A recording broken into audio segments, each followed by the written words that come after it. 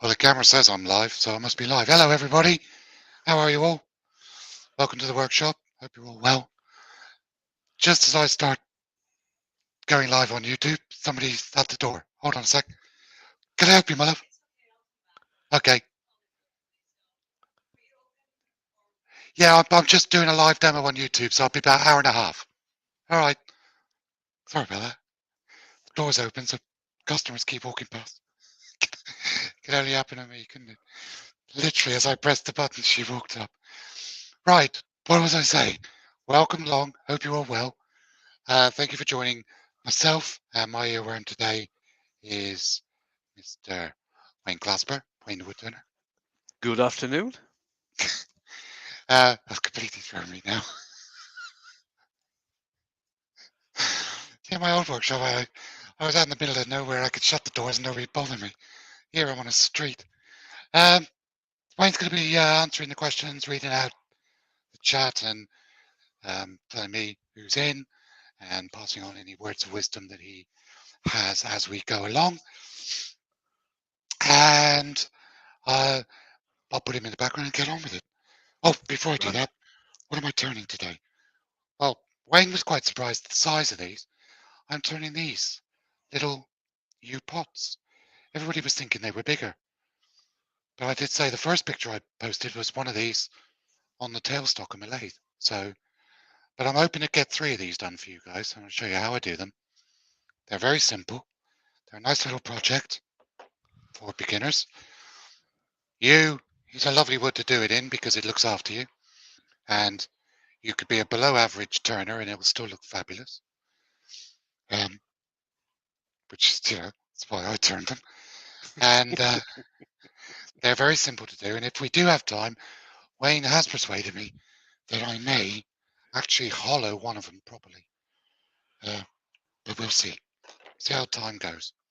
So I'll chuck Wayne in the background and put this aside. And then I'll go to tailstock. Right. So what have we got then? Piece of U. I'll chuck this up between centers and Wayne can make a start. Right, I'll start seeing who's in. Excuse me. Right, first person in was Andy, door 60. And we've got Chris Dodds in, we've got Vinnie Charlton, we've got Todd at Glen Cove. Susie's in. Good afternoon, Susie. Norman's in as well. Hi, Norman. Derek Williams. Hey, Derek. I've just seen a comment by Susie. Says Chris Dodd says size doesn't matter.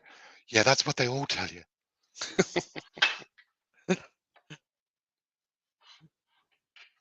Oh, thanks for that, Derek. And Al's in. Good morning, Al. Right, that's between centers. I'm going to use a rough ball gouge to get this down to round.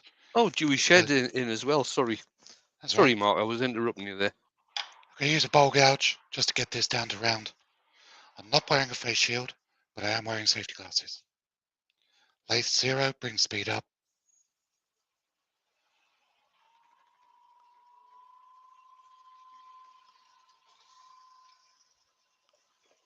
Mike Evans has just come in, as has Paul Hoyton. And Pete's in as well. Morning, Pete. Bill Krulek's in. He's from Bakewell in Tennessee. Good morning, Bill.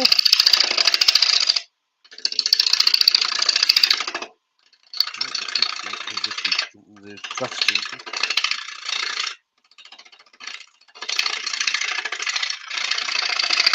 Mike Evans has said, hi, Clint, Todd, and everyone else with nothing to do today. Yeah. Well, it's a bank holiday weekend here in the UK, and I'm not planning on working tomorrow or Sunday. Might do a bit on Monday. So I thought, well, I'm winding down a bit. Got all my jobs done. Why not do it live? Right, Todd said it's breakfast with Mark. We're just getting started over here. And Derek is asking, is there a reason to use a bull gouge versus a spindle gouge to rough it to round? It's a very irregular shape. If I go, it was an irregular shape piece of wood with a spindle roughing gouge. You've got more chance of catching the wings, and there's quite a lot of pressure being exerted getting this to round. So bowl gouge, half-inch bowl gouge is just stronger tool for doing it.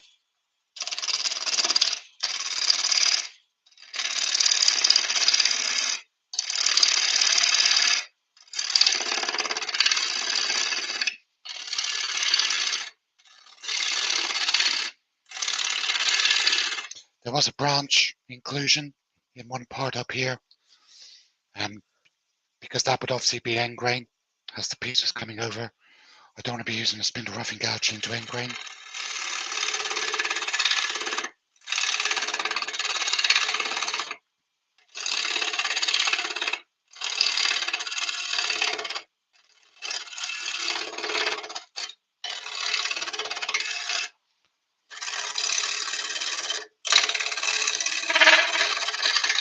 I'll tell you what, this is harder than it was yesterday.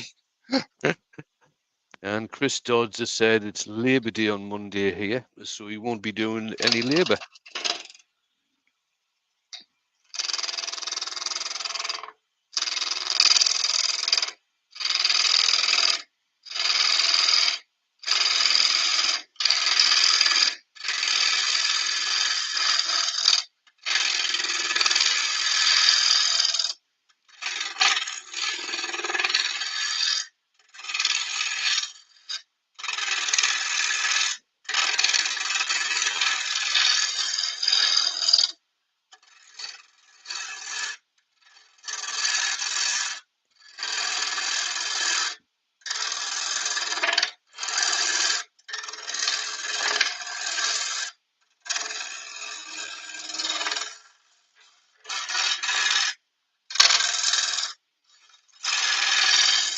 All right.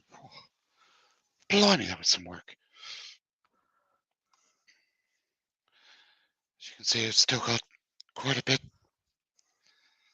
just to take off just to get it nice and round. Just move the tool rest closer. Don't like gaps. Shouldn't have a gap. Big enough to put your finger down. Bring the speed up, drop the handle.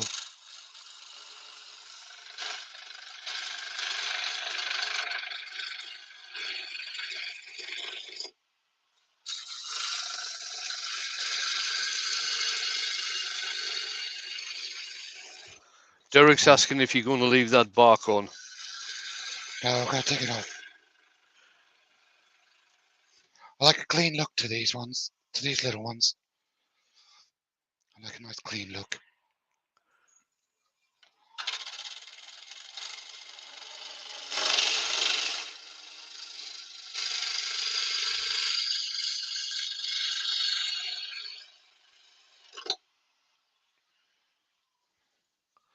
No problem doing that cut.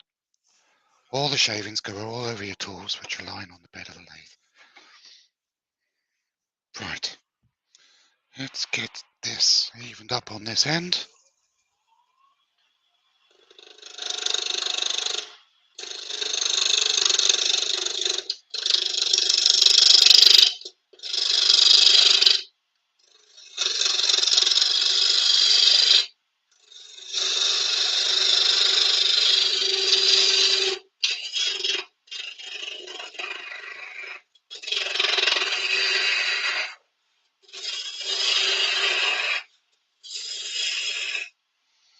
And get this end evened up.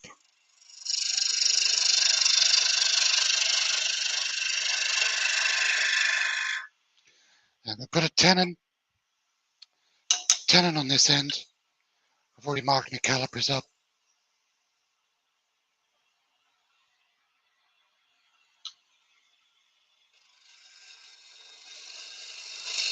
And Todd said there's 24 watching, there's only 6 thumbs up. You can do better, folks.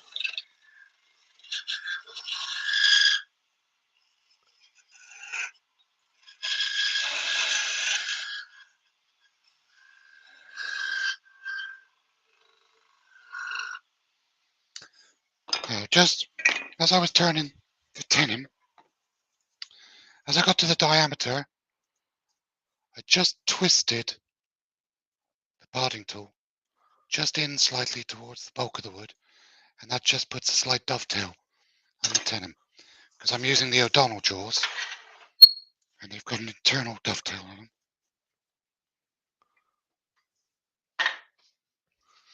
If you're a batch making these and not doing a demonstration, you'd get all 3 to this stage. So we'll see how it goes. But I'm not going to batch turn these. I'm going to do each one individually.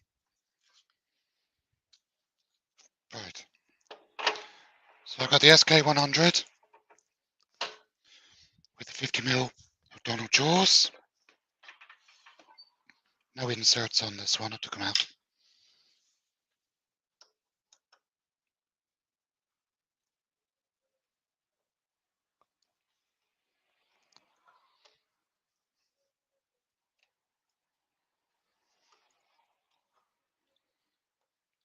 What's going on here? Stop bothering me now. Right. Just drive tailstock up. And Woodwork Learner has said, right, you can start now. I'm here. Oh, good.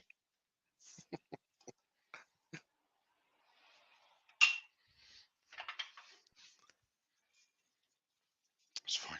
That's fine. Right.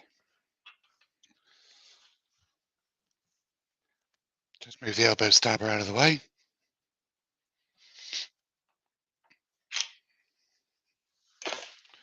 Move that along. Drag this back.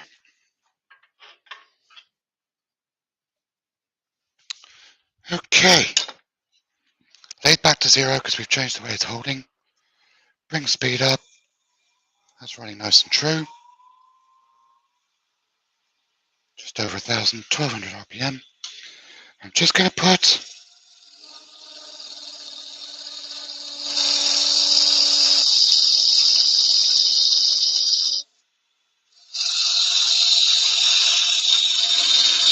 parting cup down in the bottom. That tells me where I'm going to turn this to. This is going to be a slightly taller one than the ones I did yesterday. But I still want to give myself a center line to work to. Here we go. Ruby's in. Hey, Ruby. And Rob from Copper Roll is in. Hi guys, thanks for popping in.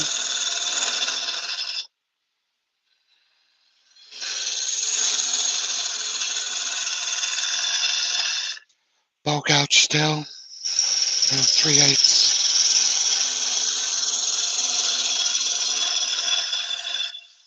Ashley Oils bow gouge.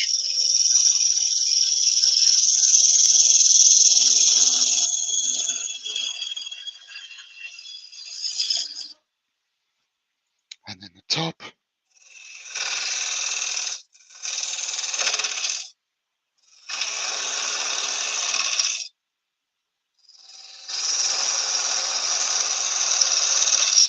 Wayne, do you remember that piece of you turned that time? And it beat the bejesus out of you? Oh yeah, that was but that was a big piece, wasn't it? Of you. Do you remember how hard it was? Oh yes, I remember. Yeah, I think this came off the same tree. And Ward's just come in. Hey, Ward.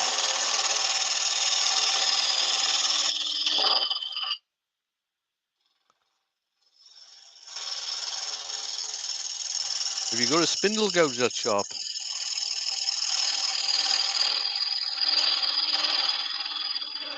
Yeah.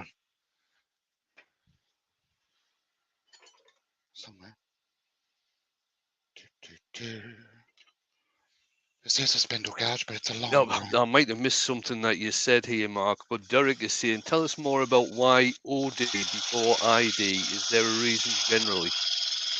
What? OD before ID. Outside what? O'Donnell? Do you mean O'Donnell jaws?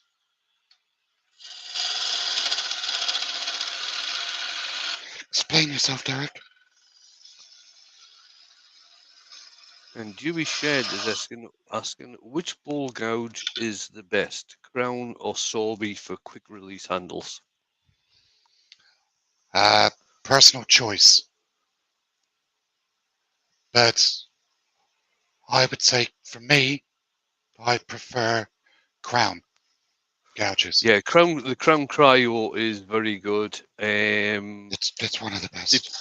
If you're going for Sorby, I'd go for the titanium coated one, the gold coloured one.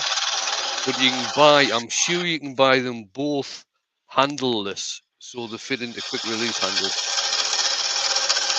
In fact, Simon Hope do the Crown one handleless, and he does them double-ended as well. Yeah. Right, Derek's asking why you do the outside shape before boring. It's just easier to get the shape you want, shape it. Then when you hollow out the inside, you've still got you work to the shape that you've already created on the outside. That's an old Crown double-ended bowl gouge, 3/8. I think that's one of the very first gouges I ever bought. It's a beast. It's a cracker. What did I go in there for? Yes, right.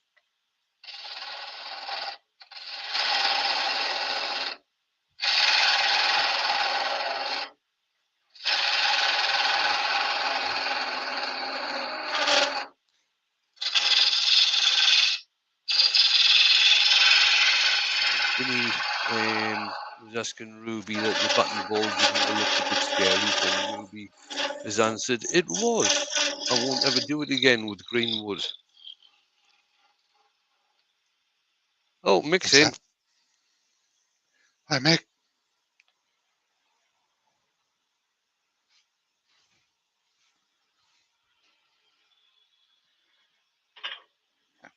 Right, let's work on this shape a bit.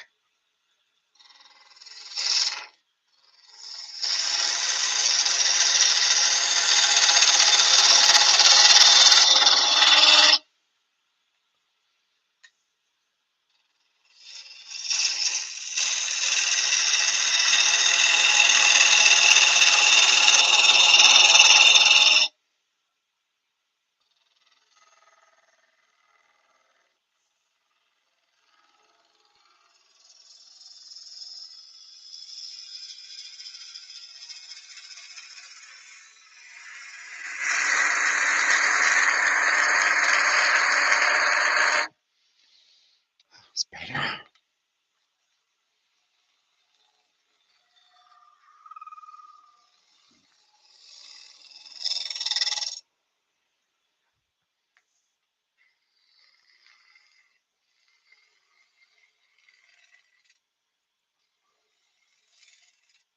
I didn't necessarily have a sphere in mind when I started, but that'll do.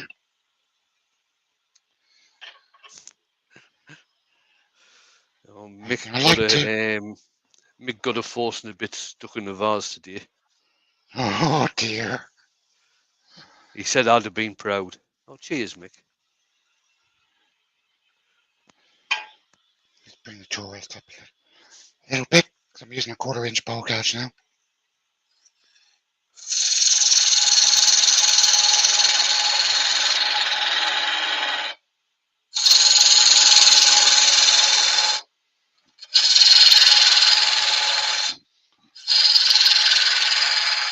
Now this is how I make the collars. So I bring the gouge round, bevel rubbing cup, and then I leave it proud.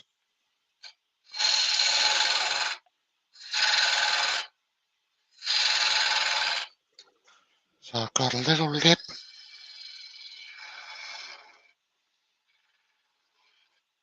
And that's where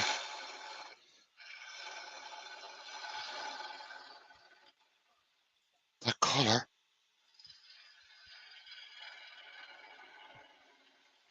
is formed just by doing a nice smooth cove.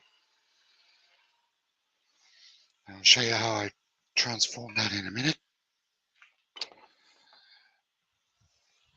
Stop the lathe, grab a Sharpie from over the back here, and I want to drill down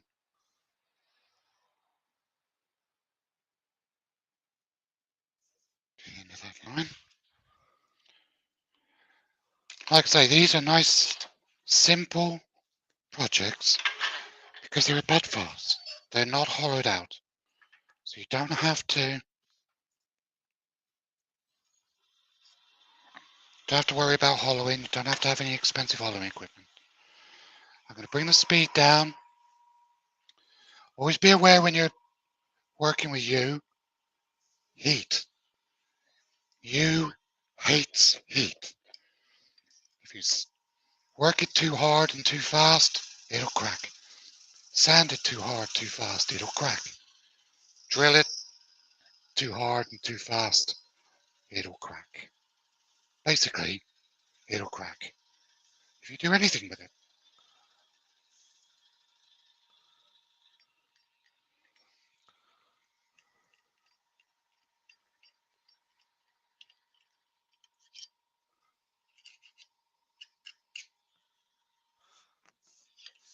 And Ruby said if you make the opening too small, it can't hold as many flowers. That's very true.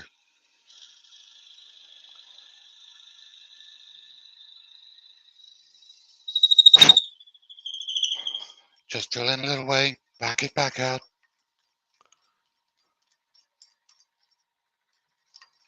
Clear the swall. See, that's what must have happened with Mick with these forcing a bit. He went in too far, and there was a build up of kerf behind the cutter, and that's why it got stuck.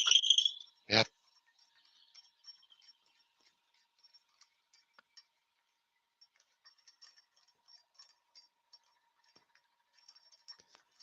One more will do it.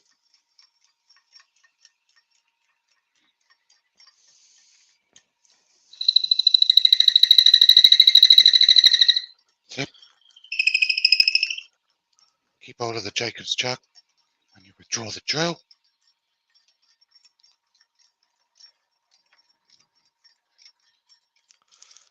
You don't want this thing flying around.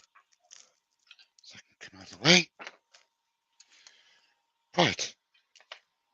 And then what I'll do now is I'll finish shaping this collar. Bring the speed back up. It's not far off.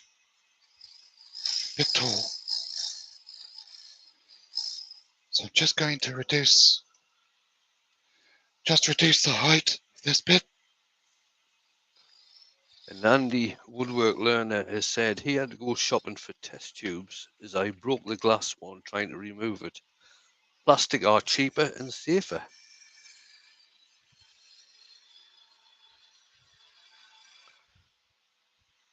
Nice, elegant curve on there.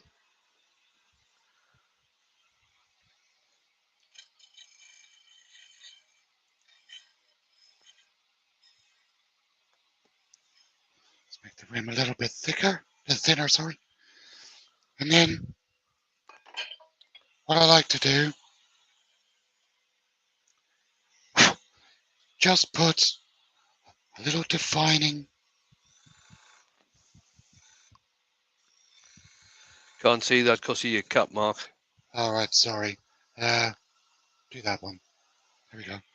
With a skew, because this is spindle work, so it's technically could use a skew.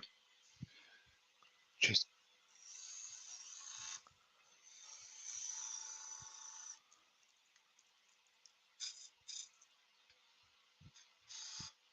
undercut, just to give it a.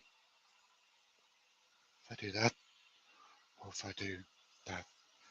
It just defines this little colour. Gives a little shadow line just under there. Now that's essentially done. That's it. Nice and simple. All I got to do now is sand. Sand the first one. You all know I'm a Klingspor distributor, so I'm going to obviously be using Klingspor sandpaper. This is a J-Flex cloth backed. Start off with 120 grit.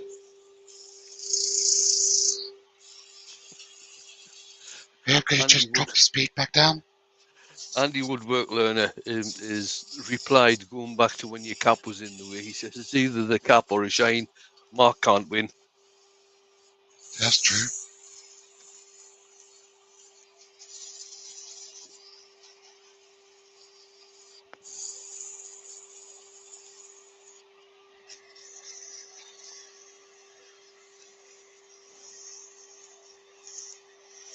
Just use the sandpaper to soften the edges. No any sharp edges on these. These are all about curves and an organic feel to them. I'll wax lyrical about being all artistic and having a continuous curve, blah, blah, blah. Basically, when you feel them in your hand, they want to be sexy.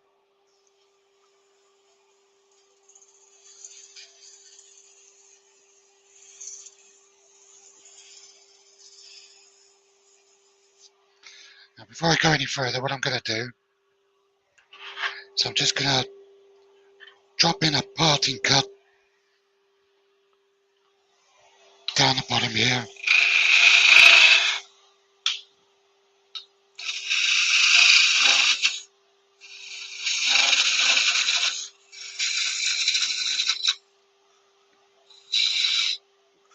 Tim's in from TFT Turner.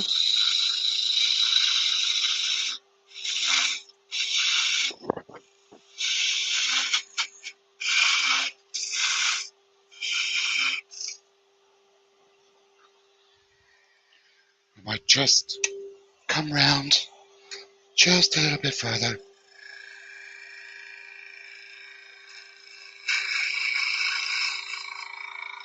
It's better. Just to follow that curve right the way round underneath. I can drop speed back down. Not quite that far. And sand right down underneath now.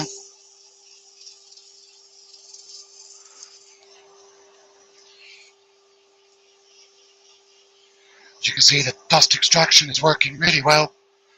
Because this is yew, I don't want to be breathing any of this dust in. Because as we all know, yew is poisonous, toxic. If you touch it, it's going to kill you straight away. I'm being sarcastic.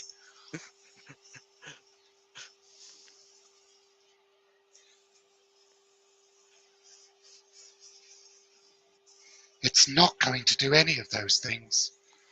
Mark, a Turn Again Craft has just come in. Oh, Mark. Any dust is bad dust. Yew, laburnum, they are toxic woods, but the amount that you'd have to ingest to do you any serious harm, basically, you'd be an idiot to be eating or sniffing that much dust.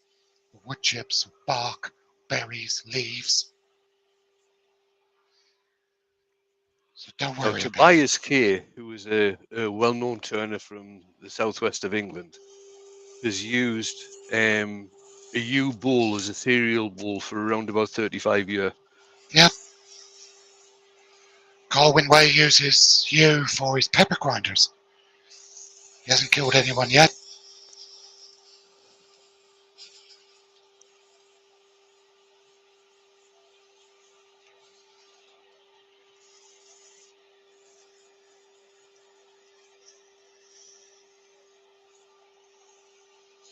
Oh, Andy the Valley Woodturner's just come in.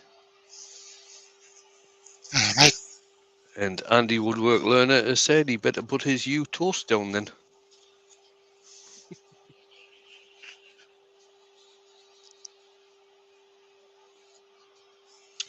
So this is 180.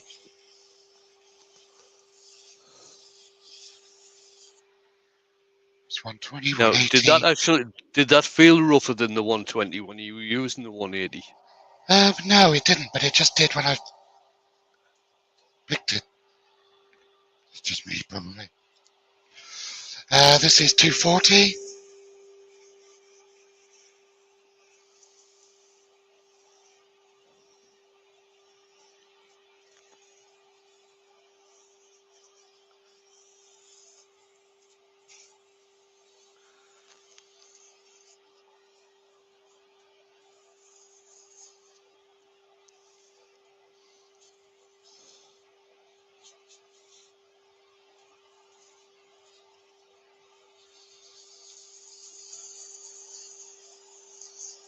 Keep the paper moving. Don't let it build up a hot spot.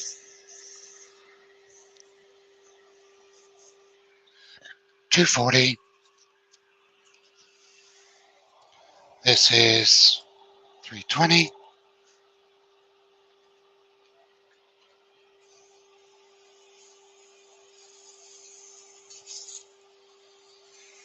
I'm very much of the school of thought that you looks better with an oil finish.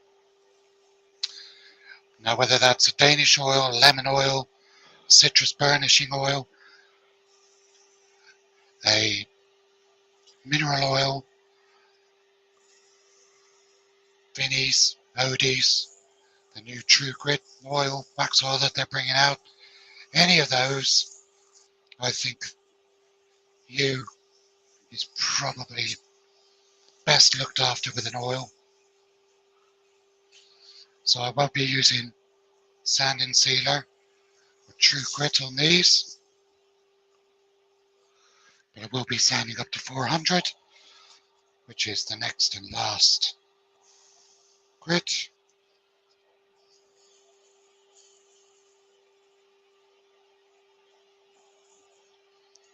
Staying under there.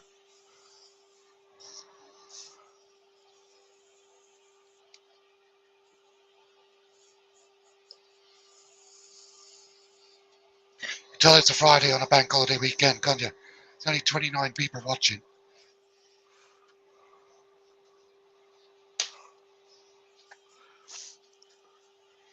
Everybody's gone off doing something somewhere. There you go. Oh, Mike's just come in from dancers. Oh, yeah, Mike. Boys. Right. There. That's all finished. So,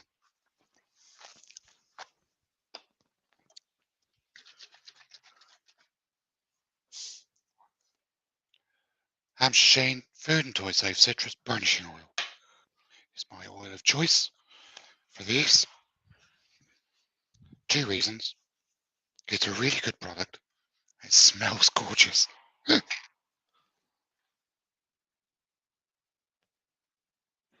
You could actually still use an abrasive paste without putting any sand and sealer on there. You could. Because what happens if you use abrasive paste without the sand and sealer is that the oil actually penetrates, the oil that's in the abrasive paste actually penetrates the wood anyway. And it still makes a good finish for putting oil over the top of. Right. Start to lathe up. Bring up the speed. This is a burnishing oil, so you want to be able to get the piece spinning fast enough just to work that oil in, burnish it on the wood.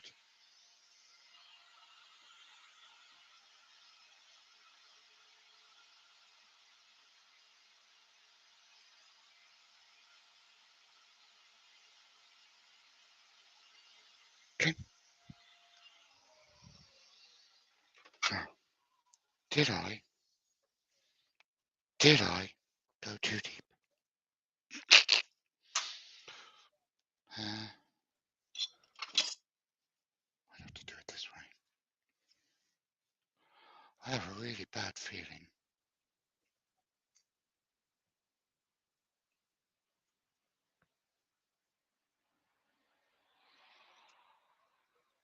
Oh no, plenty. Sorry, I thought I'd gone too deep with the drill. Now, take the burnishing oil, put the lid on, put it over there. Don't ask me how I know. Don't have it near when your parting is off. Then parting tool. Drop the speed down to about 1,000. And we'll go with that one.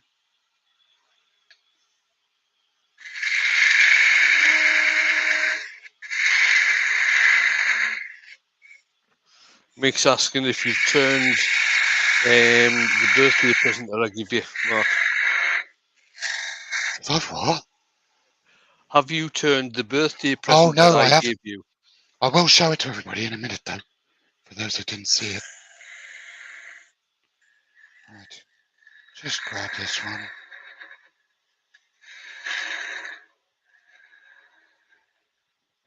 Okay.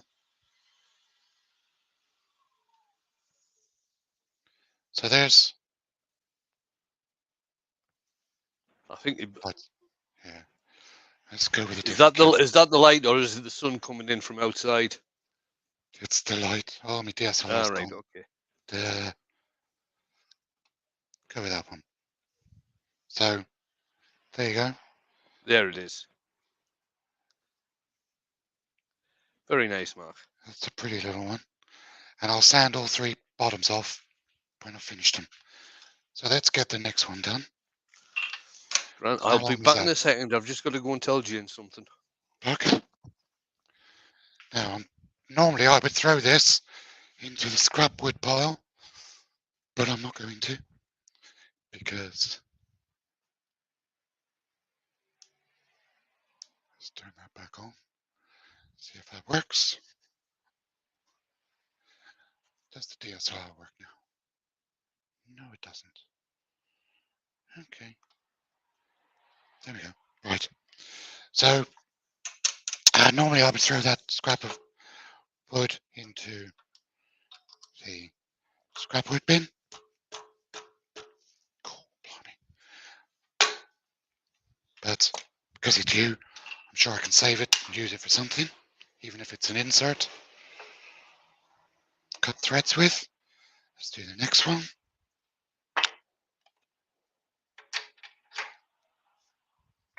So again, ground drive in the headstock end, and Right, I'm back. okay, a ring center in the other end.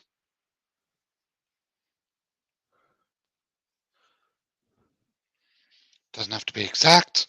Try not to get them right on the pith. And Terry Bartlett's just come in. Slightly off center. Hi, Terry.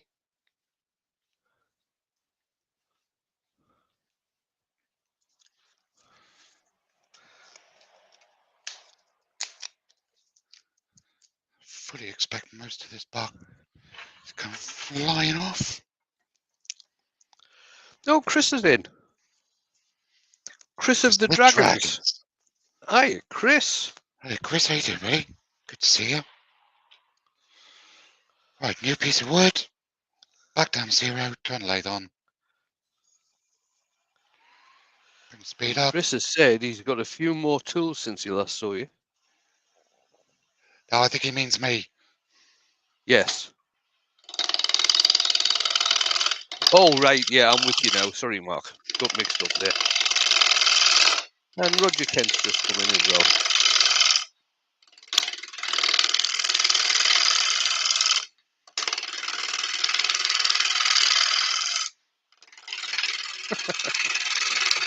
And he said, Wayne, was the present you gave Mark from a tree you grew from seed? Not quite, not quite.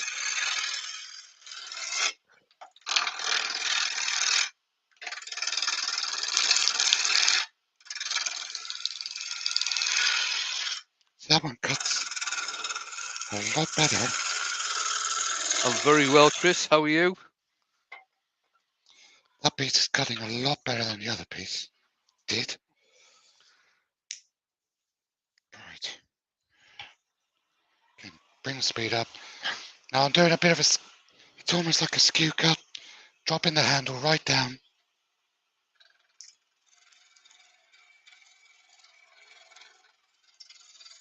And Chris is in from Billy Woodworks.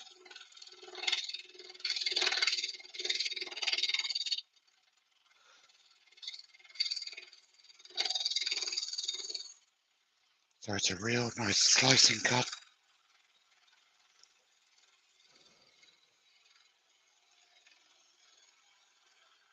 And this you will properly benefit from a nice. There we go, lovely. Just get rid of that bit. We're 33 in at the moment, Mark.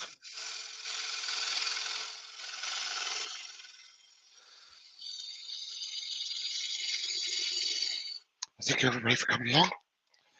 Watch your little old me do my little old thing. Right, cool. I think what I will do is a bit more red up there now. I'm going to put the tenon on this end.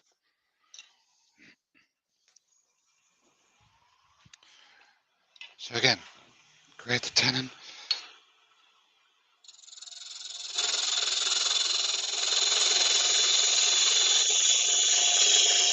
Chris is asking, is there any chance to change? I think he's asking for you to change camera angle. Okay, pushed you on. Headstock. There you go. That one would do. The overhead might be okay as long as your head's out the way. Shut up, you.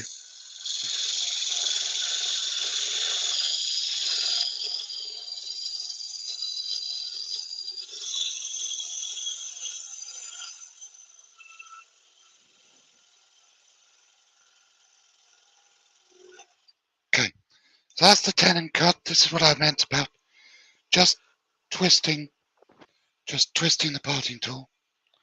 So, other bevel, just twist the parting tool, and that puts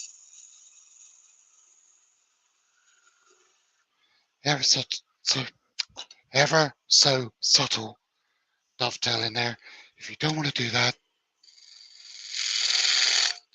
just use a skew chisel. It just puts a slight dovetail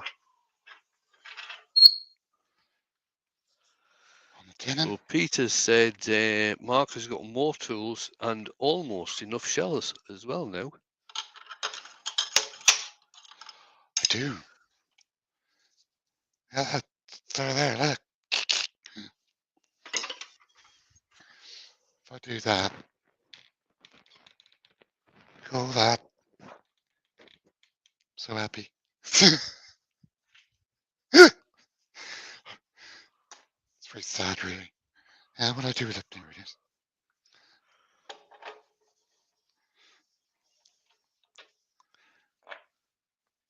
Right.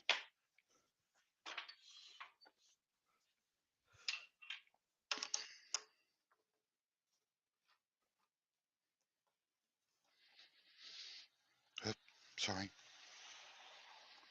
No, that one. There we go.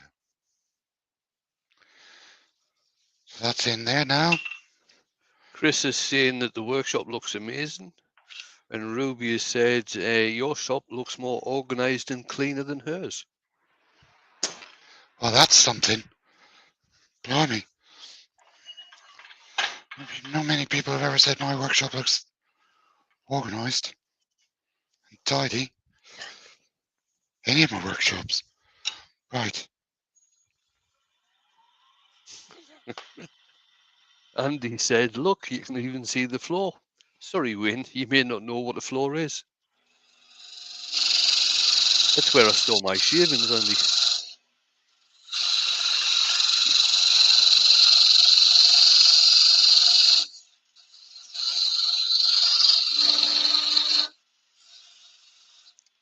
Okay. Again with the defining line.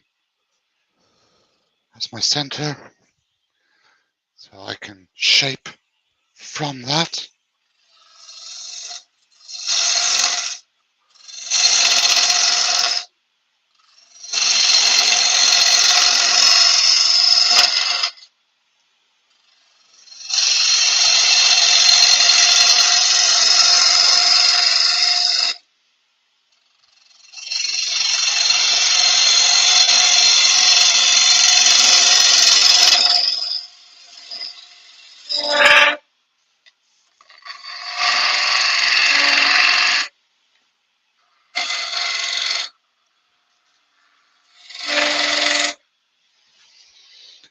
in.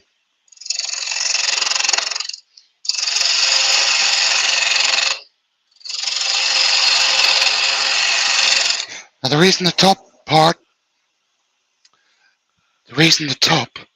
looks longer than the bottom, because I want the curve to come round, but then I want that collar to sit on top of the curve. So I've allowed myself extra timber to produce the collar, and that curve will project right the way round underneath. Mike has said that he thinks he saw my floor, workshop floor that is, just after the sheer avalanche of 2022. And Mick's gone back to the workshop to see if he can find any hidden abrasives. I just put that one in.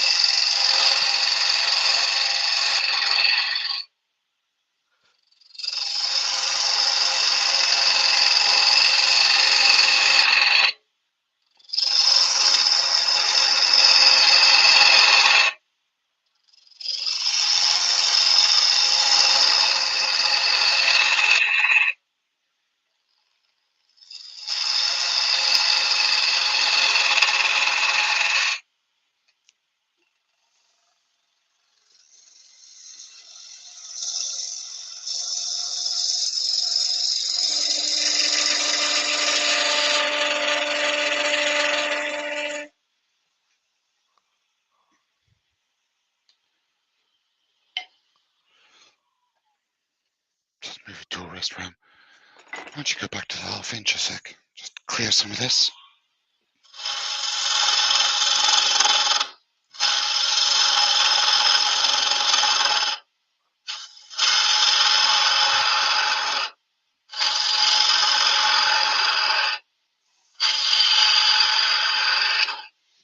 Notice even though I'm clearing away wastage, I'm still practicing and getting into the muscle memory in my mind, the shape of the collar I want to do. So there's no reason why you can't do it now. You think, yeah, well, that looks nice. Obviously it needs to be reduced. Well, Ruby said yesterday she took her hedge trimmings to the dump and came home with several logs that some young men helped me load. Nice one, Ruby. I'll tell you what, Ruby, you and young men, whenever you go to the dump, there's always a young man somewhere willing to help you.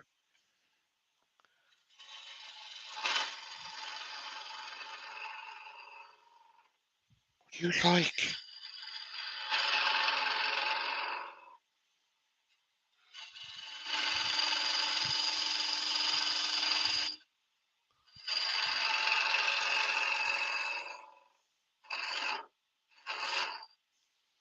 Now,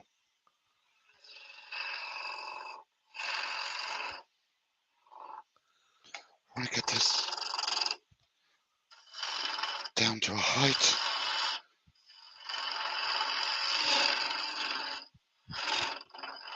I'm happy with. Ruby has said in reply to you, Mark, of course, Mark, you weren't available. It's incorrigible, she is. Right. Smaller gouge. 1/4 inch. Bring the speed up. Tip your head back a little bit. That's it.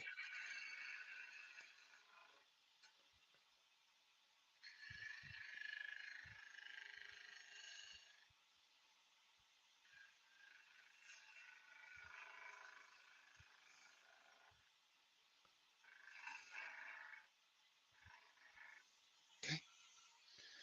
Right. Stop a lathe. Insert drill bit to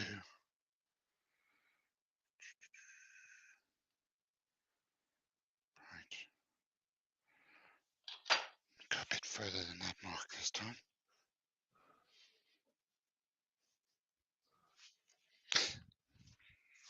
Where's my Sharpie gone? So I can go to there this time. Second line.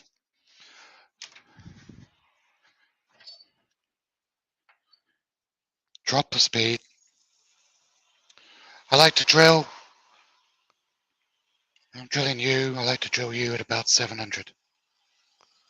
Doesn't need to be any faster than that.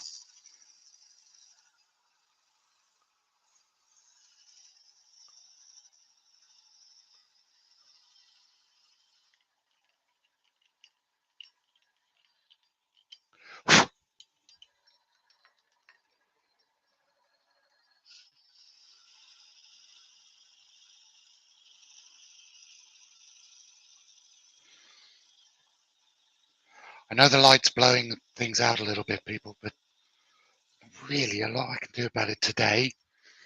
I'm still trying to figure out the lighting situation. And Malcolm Douglas has just come in. Good afternoon, Malcolm. Malcolm.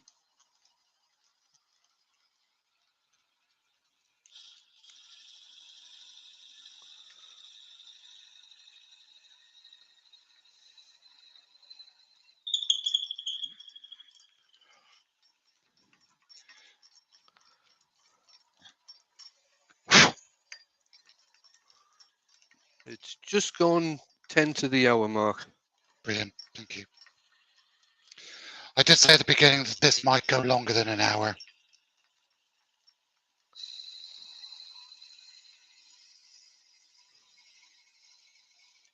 Right, that's down.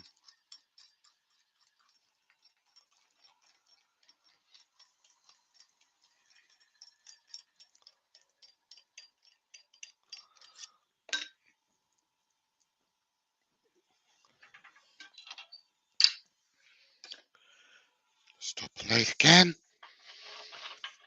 And Pete's just said, I've just discovered a 16mm shaving on a 2mm tenon is possible.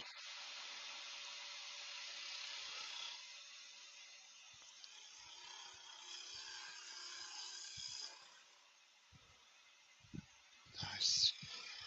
Chris Dodds said that he's 70, and the other day a woman called me young man. I almost tripped over her guide dog. Funnily enough, I was on shop duty at one of the shops that I've got some work in last week, I think it was, or the week before. And a guy came in who was wanting to have a chat about woodturning and where to get lessons and clubs and things like this. I'm 70, he's 73, and he called me boy. I'm just going to use a spindle gouge just to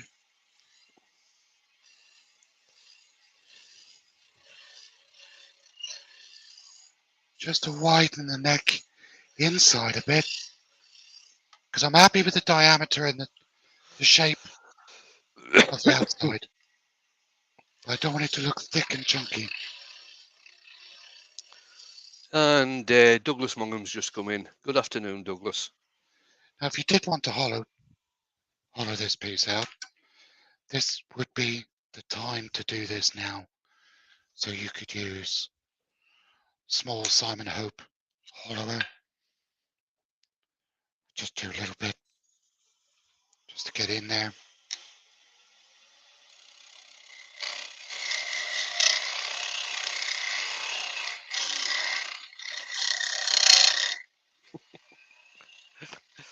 Probably not, Chris.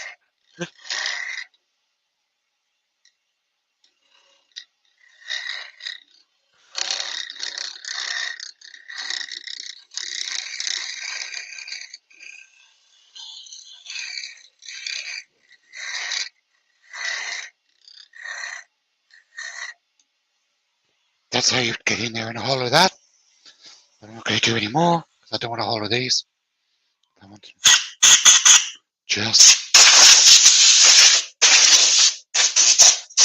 be that fastest. But you could. There's no reason why you couldn't get in there and hollow those out completely. Now, I'm not 100% happy with the shape. Got a few lumps and bumps. So again, because this is spindle work, you could use a skew or negative rake scraper.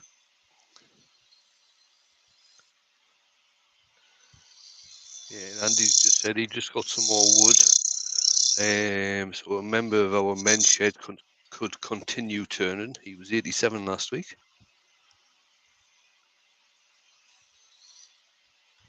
Norman said he's just cleaned the shavings from his shed and found the garage door remote I lost some time ago.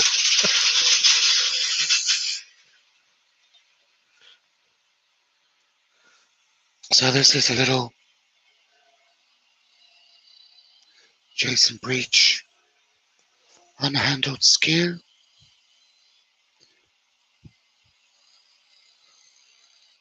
It's great for doing shear scraping.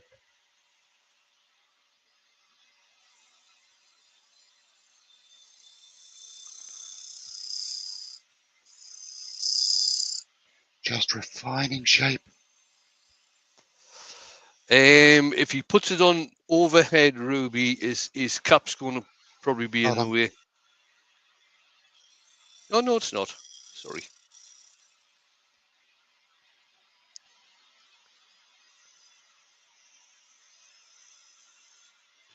Just irons out any little lumps and bumps.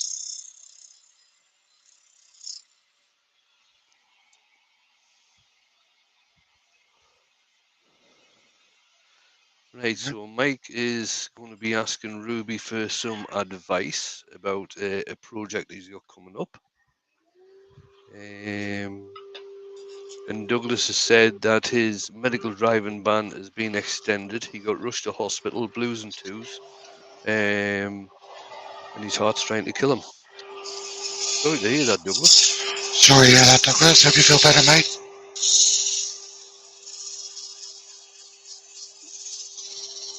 Chris has said that's so satisfying to watch when his cap's not in the way.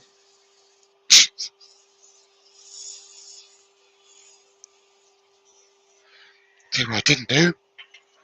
I didn't do my little shadow line.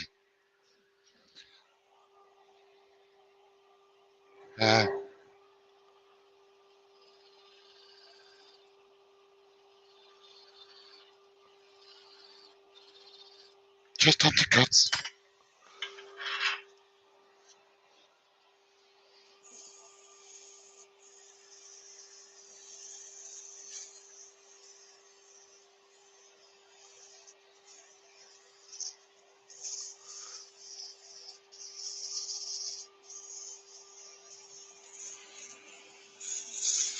Curvy lines.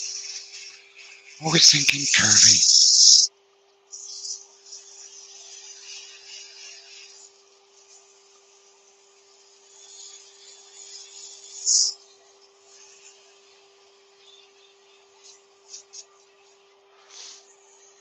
And Keep the paper moving.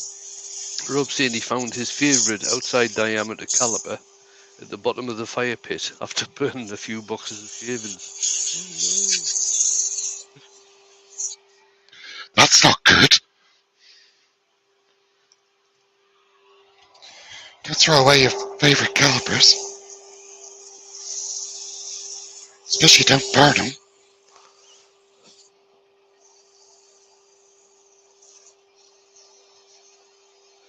And Douglas says, I'm so glad to catch you both. The vase you both did is in pride of place. Thank you both again. No probs, Douglas. No probs. Thank you. Glad you enjoyed it.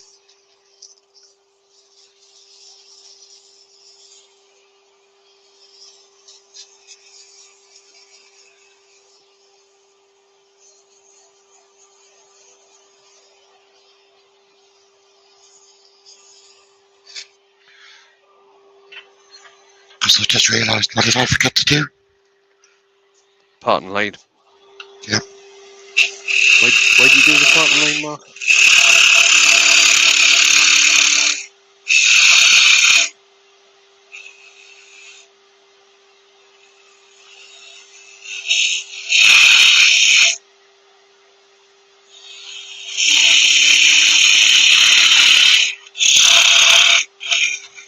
Yep. 180 will still take care of that. What's the purpose of doing that parting line, Mark? It's to allow so that I can now sand where that bottom, that's going to be the finished bottom. So if I'd sand it down without doing that parting line, when I then part it off, I'd get splintered out fibres. And it would look rough on that edge. So now, because I've parted away, I can sand right up and below that edge. There's no fibres there to make it look rough. It's finished. Now I can sand and then part it off without worrying about it. There you go.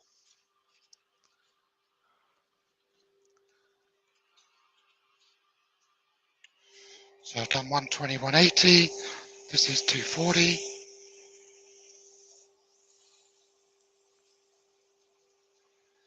Now don't part down too far because you still want to leave enough strength to be able to sand and apply finish.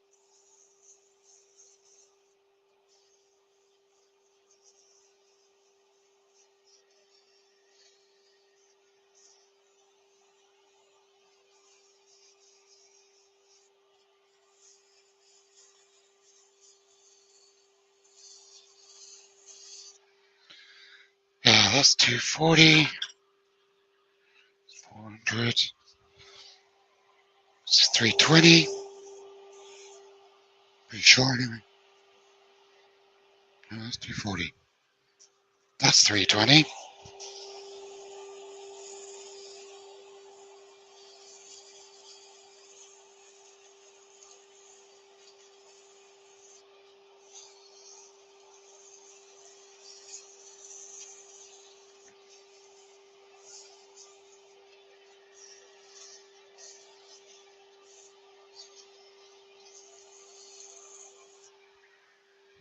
And then we've got 400 to finish.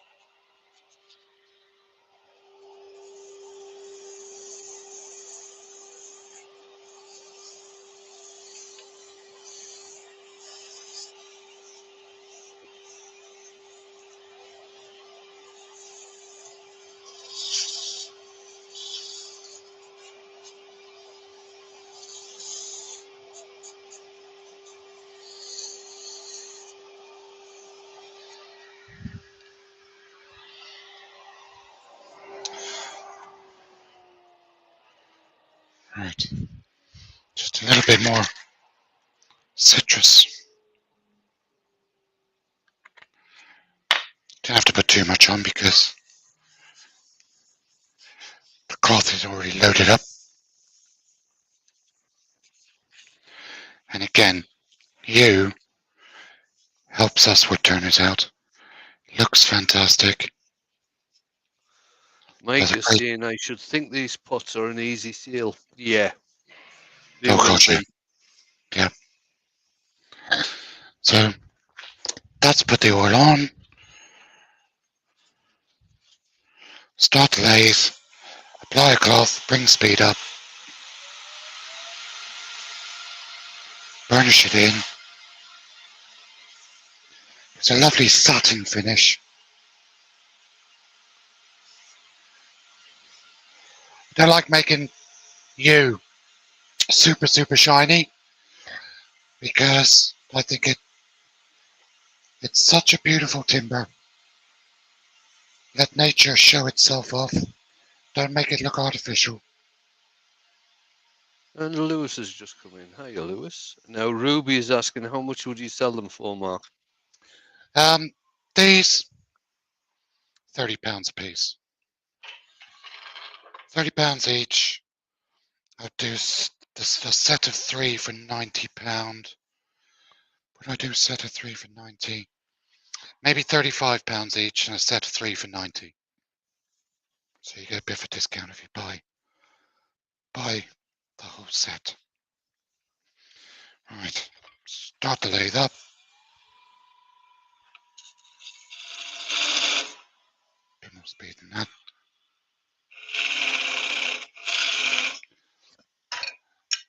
Go to another parting tool.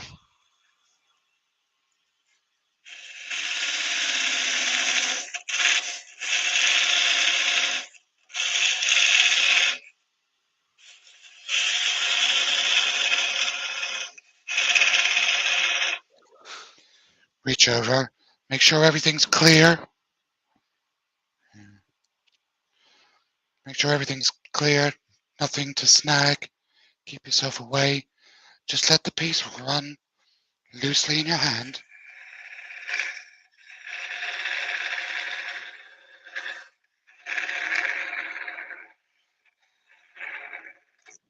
And it comes away. Use a little nib, little nub. Just there.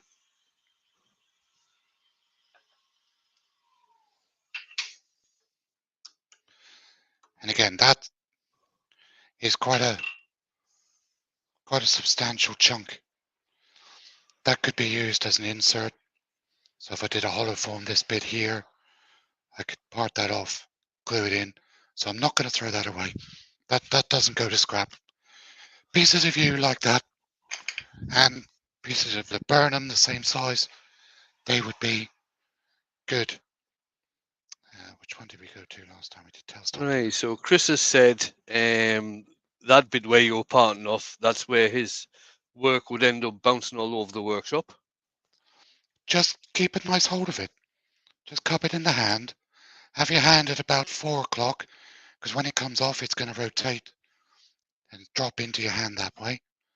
If you're worried, put a something to cover the bedways, cloth or something, make sure it's clear of the lathe, and just part that off, and I'll just clear that up with an arbor in a minute.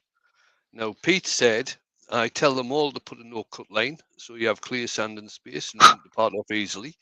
Brian doesn't do it because he's Scottish and can't spare the 5mm timber. Terry because he's invincible and wants to use the skew inside the chuck. And Mark just does it to wind me up. Mark does it because I showed him how to do it. Yeah, so there's two, right? Have we got time? Shall I do the third? I don't know. It's coming up 10 past. It's up to yourself. What does everybody else think? Quick poll. Come on, folks, tell me quickly. Do the third one. Takes about half hour. Yep, Susie said yes, the third one. Okay. I only needed one I'll person tell to you say what, it. Mark, for the third one, Yep. do make it a lot shorter so it ends up like the shape you did yesterday. Yep. Okay, we'll do. I will do, because this one's Yeah, actually quite a shorter piece. everybody's saying going for the third one, Mark. Okay. Right.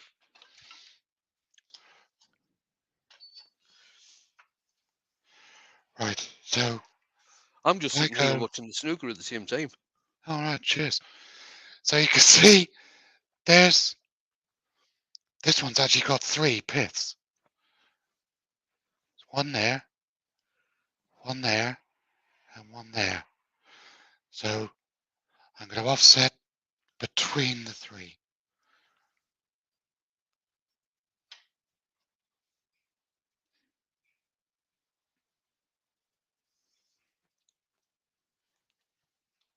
Right.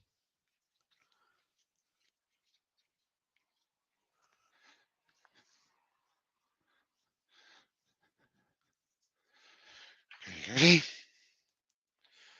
I'll get after this one.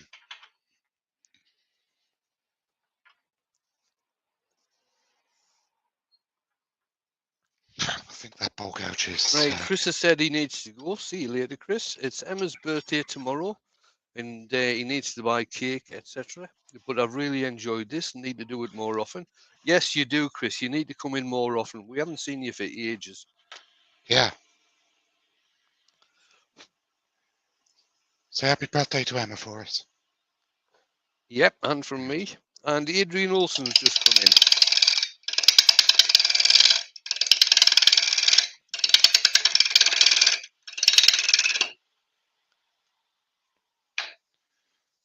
See? Getting after that so hard. I jumped in out of the.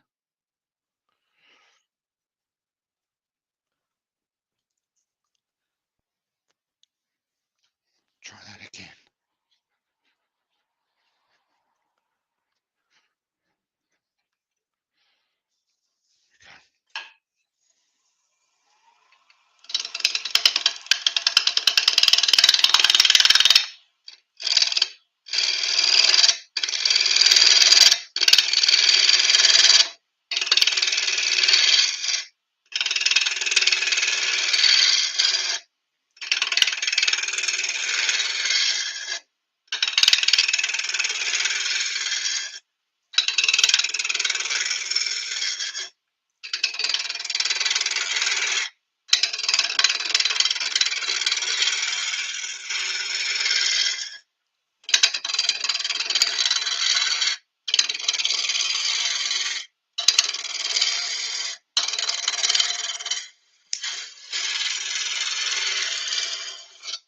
This gouge is held in place with one of the Ashwood Components ferrules, and it was one of the gouges that Stuart Mortimer gave me. It was one that he had made specially and used on the world record bowl. And I don't know who made it, what steel it is, or whatever, but I've never had a gouge cut like this thing does. It just eats wood.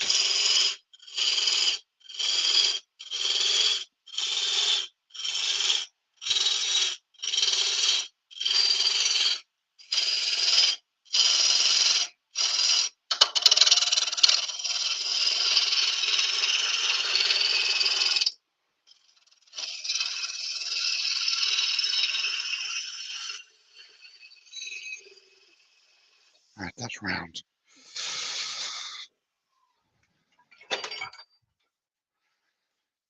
Okay.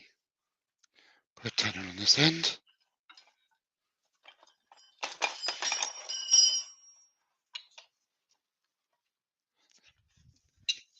That's me skew on the ground. No, good. Didn't land on that. Just clean the end up. Make it square.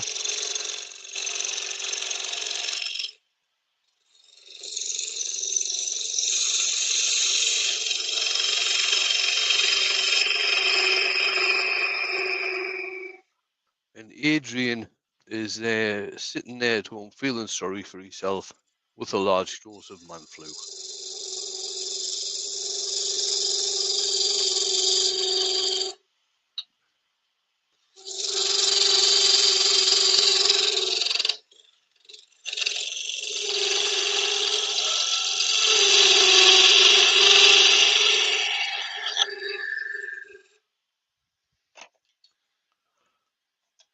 Give it a little dovetail.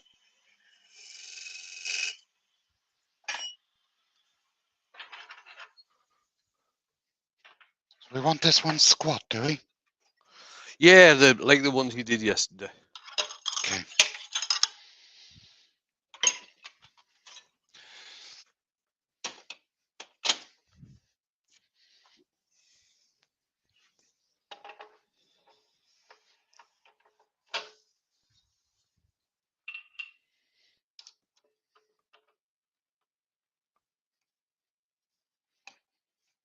And Adrian said he thought he'd cheer himself up by watching a master at work.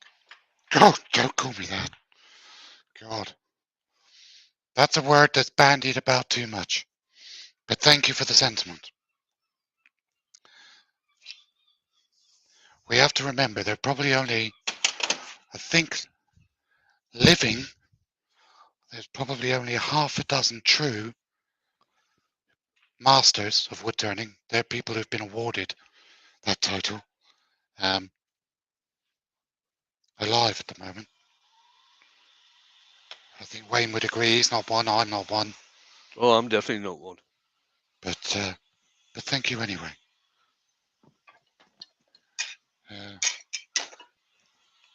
Andy has answered Adrian by saying, Adrian, you couldn't find one then. Yeah.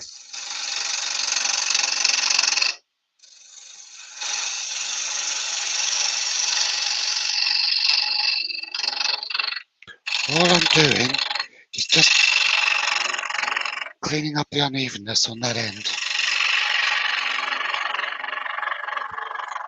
Just so I know what I've got to play with. Right. I think, yeah, it's about that. Yeah. Now this time, the line that I've drawn there, that line I've drawn there,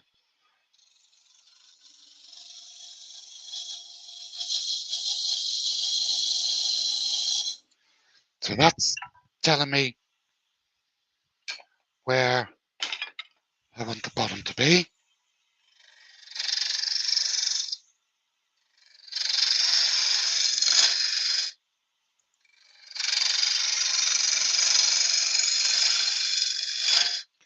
shape I'm going for now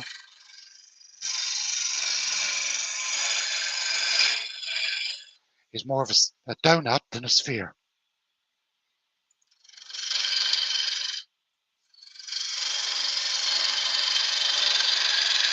So again, you could do yourself a line to give you your central line to work from.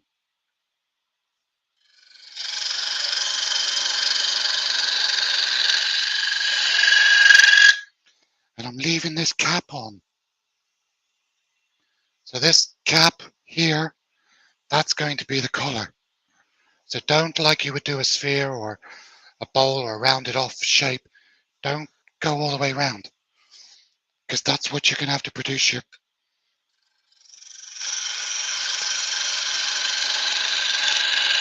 raised collar from.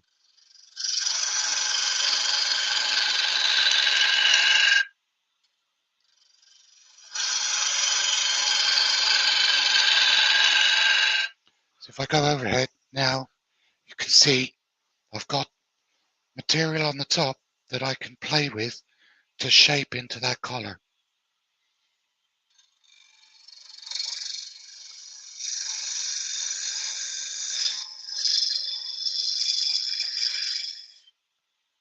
If I'm really good, I could probably get a second one out of that.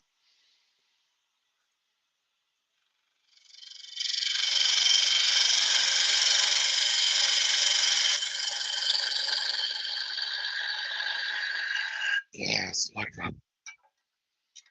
It's nice when you get a cut and you think, oh yeah, that's going the right shape. Straight away I knew I was happy with that one.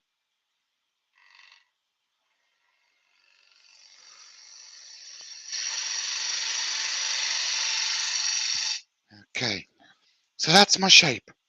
Does that make sense? Yep. That's the base shape. This material up here, this bit up here, is what I've got to play with.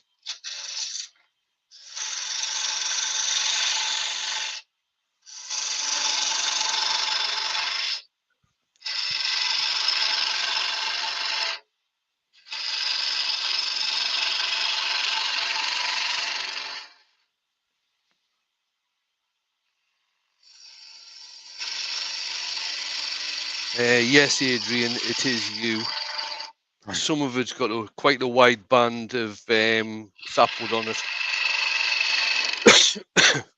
Go back to my 1/4 inch, just because I like the control I have over the 1/4 inch gouge.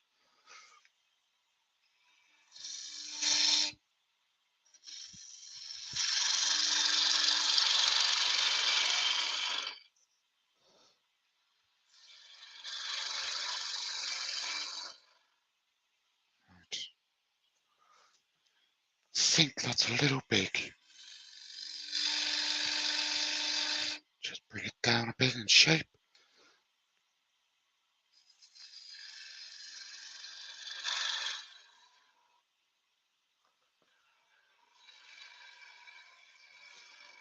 Nice bevel rubbing cut. Spindle orientation, don't forget. So this is a downhill cut.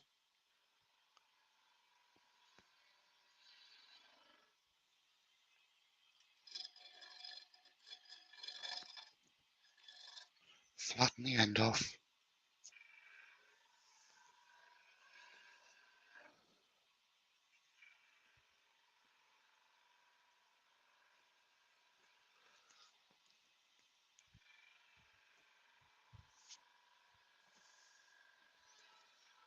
Right. Happy with that.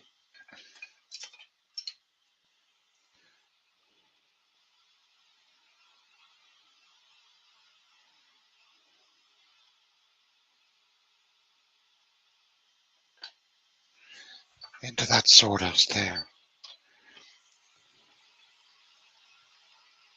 Yeah.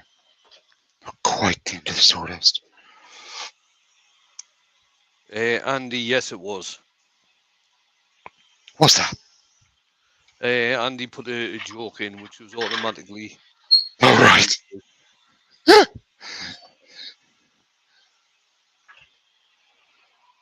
Right. So, as I said twice before, drop the speed down.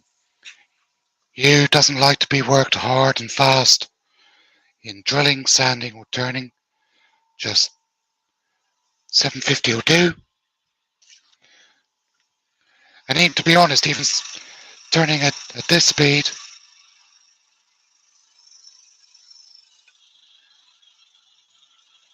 you might still get some heat checks.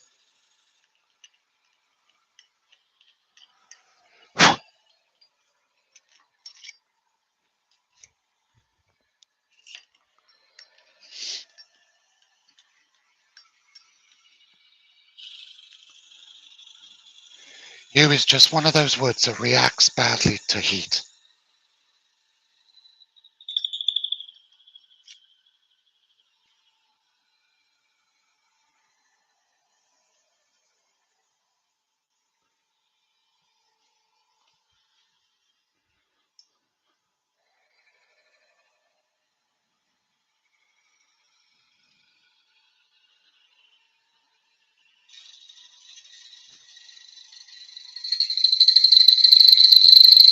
Yep, close enough. Douglas is saying, Mark, could you wet it down to compensate for the heat? Not really, Douglas, no. No, it doesn't work like that.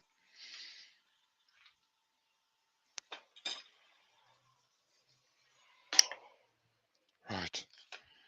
So it's drilled. Now, as you can see, if I go that, that's quite thick there. So I can do two things. Bring speed up. First thing I want to do is reduce the height. So if I go there, you can see that doesn't look in proportion with the body, does it? So I just want to drop the height.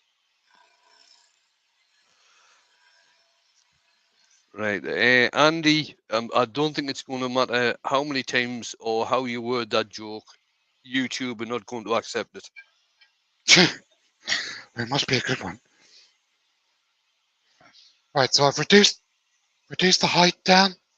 So that's now more in proportion with the body. But the end inside is still quite thick. So what I can do now is I can use my gouge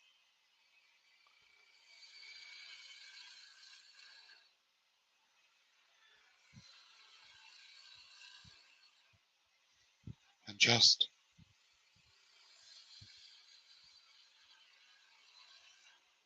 thin this down.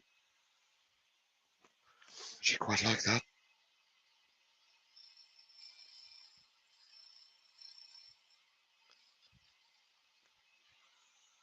I think that's pretty much there.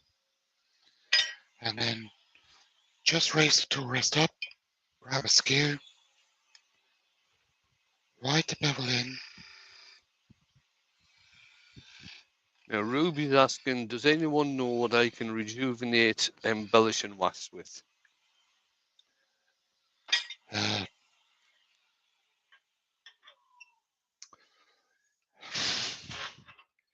supposed to, but white spirits. But I didn't tell you that. White spirit, Ruby.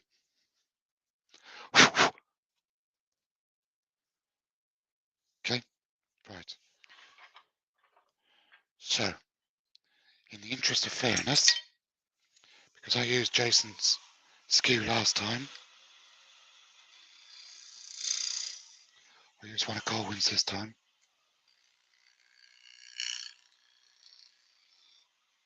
It's just using it as a negative rake scraper, because otherwise,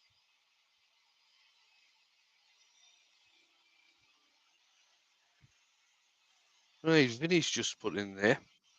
He's got a piece of wood on the lathe, and when he cuts it, it smells like a cow shed. It's very plain and creamy.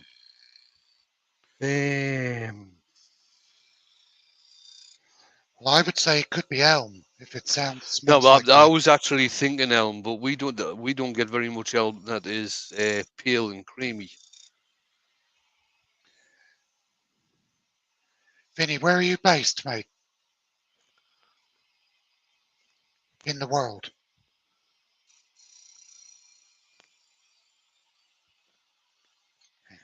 Right. So that's got rid of all the lumps and bumps. That's mainly just purely so I don't have to spend so much time sanding it.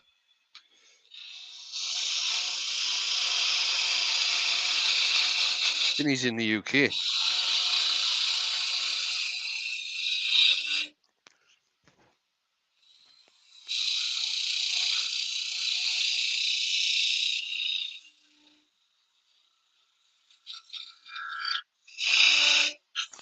I can't think of anything off the top of my head, Vinny. The only other one I know that smells like that is Zebrano. But if it was Zebrano, it wouldn't be plain. No. Mike from Dances has said sycamore with a fungal infection. Could be. Doubt it, but it could be. Right.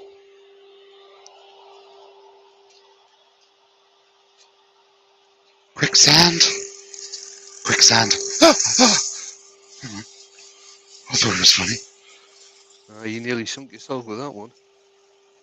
Hey? I say you nearly sunk yourself with that one. Oh. Jesus, man. Again, on this top edge here, just get the sandpaper and roll it in. Just to soften where you've drilled so it doesn't look like just a sharp-edged hole.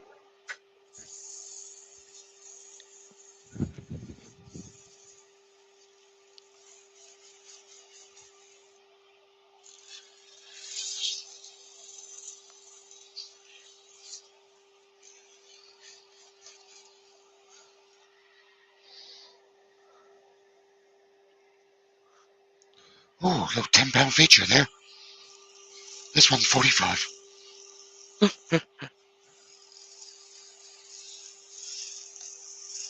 That's going to properly pop when I put some oil Vinny on thinks this. it might be sycamore. The pith is brown.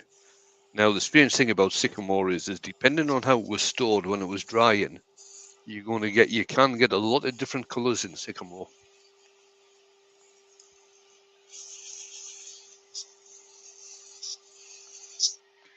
That's 120, 180.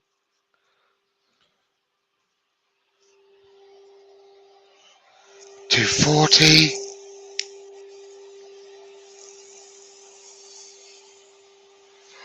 Now, if you've got good tool presentation, good tool work, take your time with your cuts, good sharp tools, you shouldn't have major tool marks to worry about.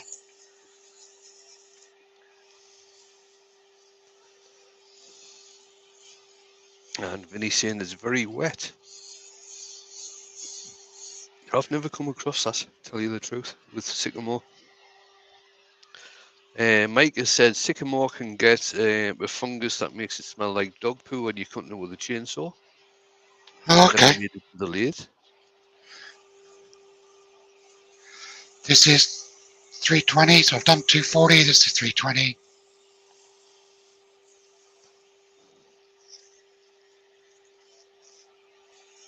Getting under that shadow line.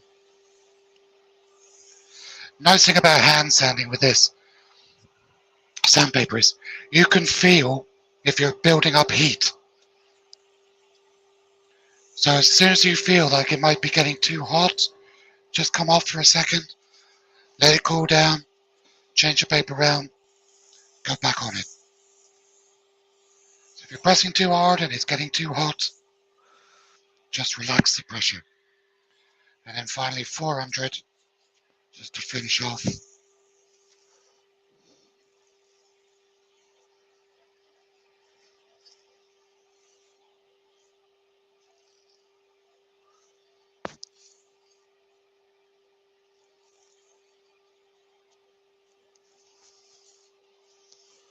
Okay.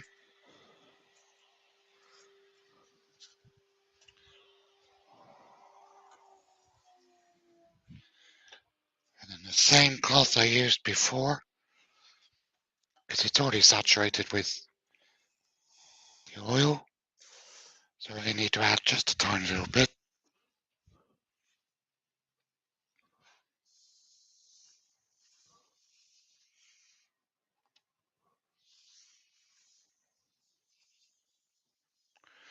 He's quite pale this year, you know.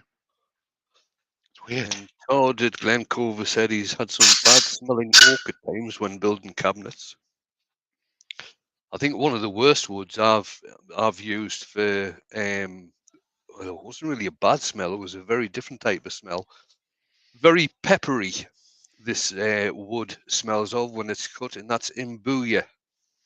Oh, Imbuya, yes. Sorry, I said that like I know what you're talking about. Imbuya.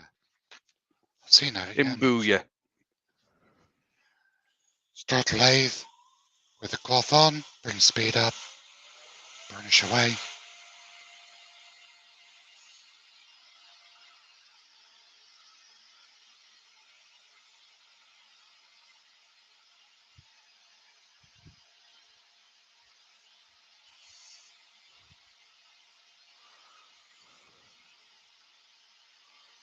Okay.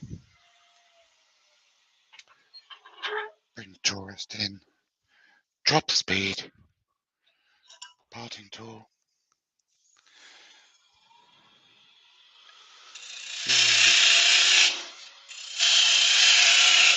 Couple It's of also clearing called cuts. Brazilian walnut.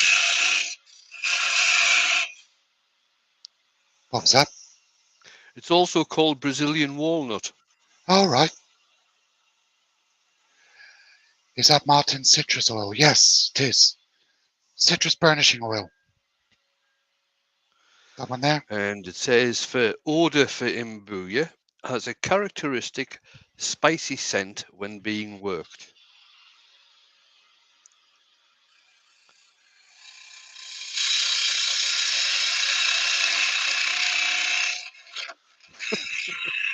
Andy said, Mark, you sounded Speed. so knowledgeable for a second there. Smoke and mirrors, folks. Smoke and mirrors.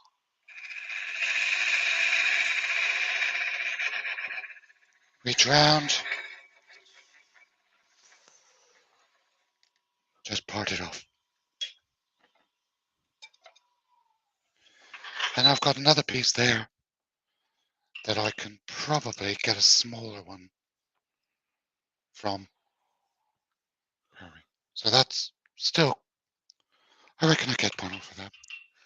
But a small one. Or a small threaded lidded box, Mark. Oh, yeah. Oh, I gotta say, I had a new toy. I was very, very, very, very, very, very, very fortunate. Somebody gifted me a Simon Oak threading jig. Did they? Yeah, from the Woodturner passed away down in Cornwall. Oh, His right. widow gave the threading jig to somebody. They couldn't get on with it, and they passed it on and gave it to me. And I've had no practice whatsoever. I didn't even true up this piece of wood. Literally threw it in the chuck and did that. Just not even sort of watched the videos or anything. That's how ridiculously easy it is with a Simon Oak threading jig. That's 16 TPI, I think. So I could do a little threaded box with that piece here. And that is just a crappy piece of, I think, that might just be a bit of Iroko. And look at the threads on it. I haven't even treated those with glue or anything. So I'm really pleased with that. I will just sand the bottom of just one of these so you guys can see. Oh, Yeah, that should work, Douglas. what's that? He's going to be making a cat, or turning a cat, and was thinking of burning him at an angle to get the light sapwood going through at an angle. Right. Headstock. These jaws, these are the aluminium Axminster. I think they call them the safety jaws. They close down to zero, near enough zero. I actually like using these to hold a sanding arbor in.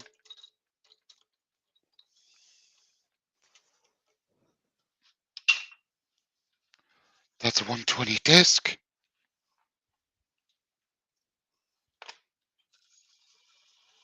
Bring speed up. Oh, Andy the Valley's got to go. He's got to go and collect Gideon from school. See you later, Andy. See you later.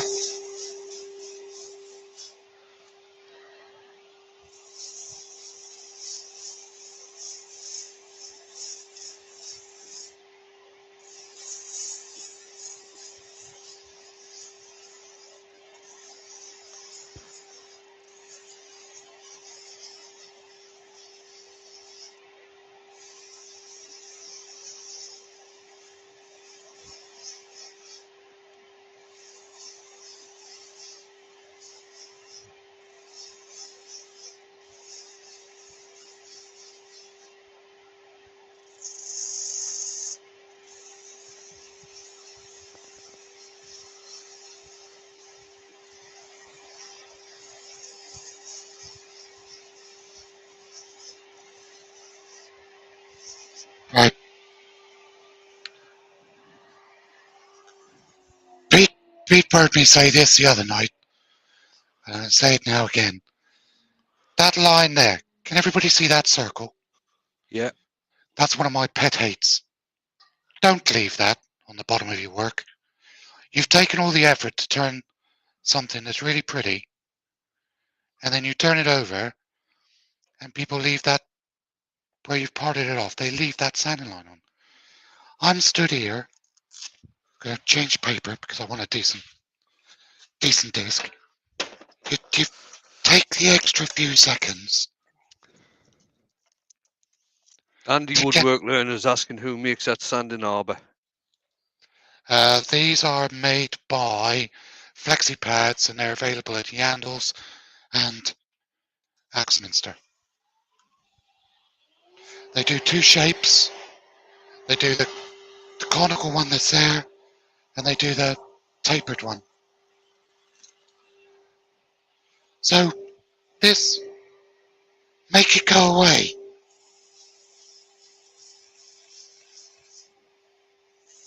Doesn't take that much effort.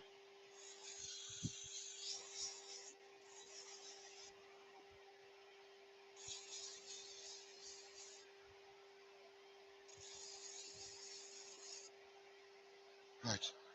It does not need to be there. How much better does that look? Okay?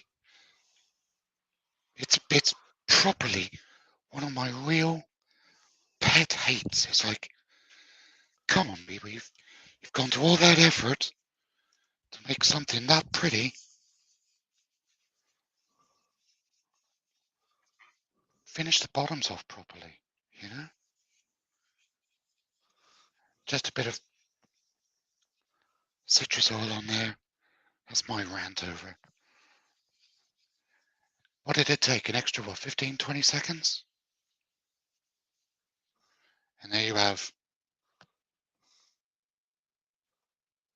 I do actually like those better than Excellent. this. I like those better than the sphere ones. But we've got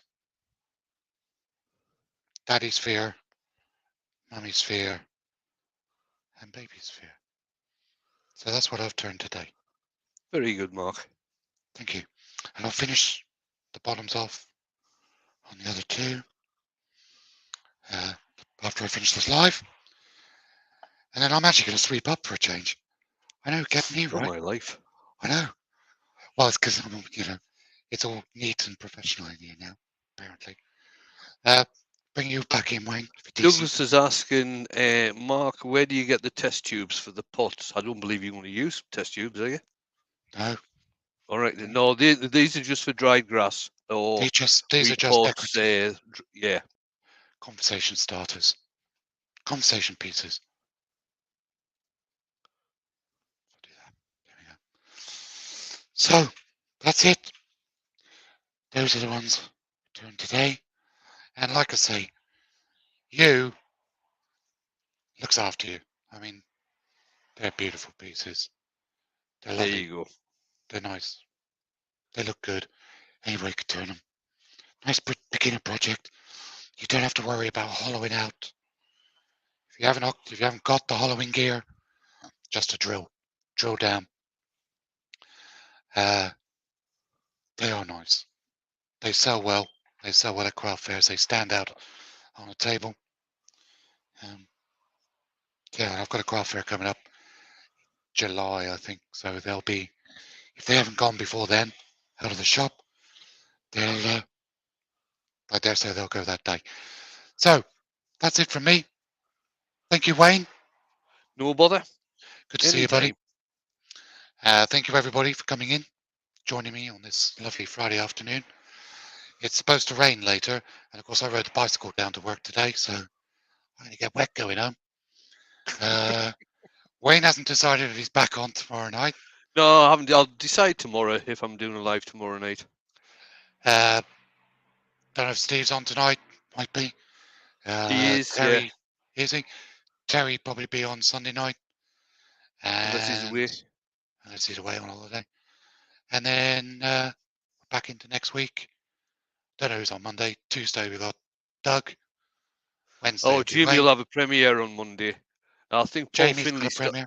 Yeah, Paul Finley That's right. started doing a Paul Monday Finley. night. Yes, Paul Finley does Monday nights. Goody goody. And then we got Wayne again Wednesday. I probably won't do one next week. And the week after I won't be here. I'll be in Turkey. I'll be away for 10 days. There you go. So that's me for a couple of weeks. I dare say I'll see you on either Doug's or Wayne's. Take care, everybody, and see you all soon. Take care. Bye bye. Bye.